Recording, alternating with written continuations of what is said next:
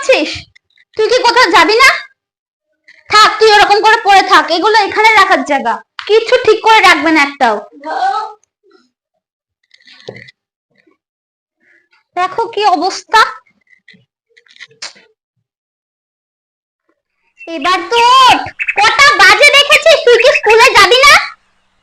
আরে ভাই ওঠ তো। ডাকছিস কেন?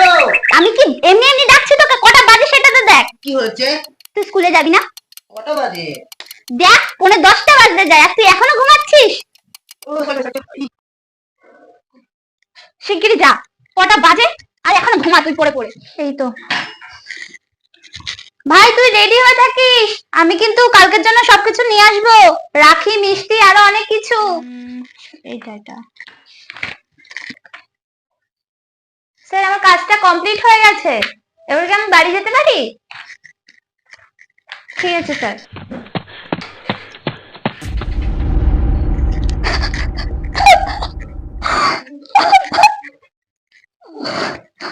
কি করব ভাই? ভাই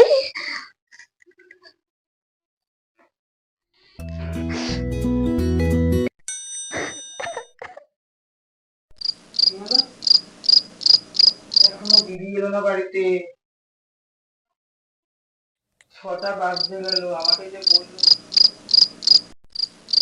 সুইচ অফ কেন বলছো? তো ফোন সুইচ। হ্যালো, হ্যাঁ দিদি বলছি কি, আমার দিদি তো এখনো বাড়ি এলো না। কোথায় মানে, দিদি কি ছুটি হয়নি এখনো?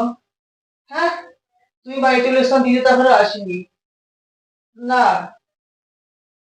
হ্যাঁ, জানি না, আমি জানি না, বুঝতে পারছি না কি হচ্ছে। বলো না আমাকে, বলো। কি? এটা হতে পারে না। না না না না না, এটা হতে পারে না, আমার দিদি আমাকে ছেড়ে এমন হতে পারে না। না না না, আজকে রাখি, আমি কি করবো? আমি রাখি পড়বো না দিদি, তুই বাড়িতে আয় না। আমি রাখি পড়বো না, তুই বাড়ি আয়। আমি রাখি পড়বো না, আমার রাখি পড়ার দরকার নেই, আমার জামা দরকার নেই দিদি, তুই বাড়ি আয়।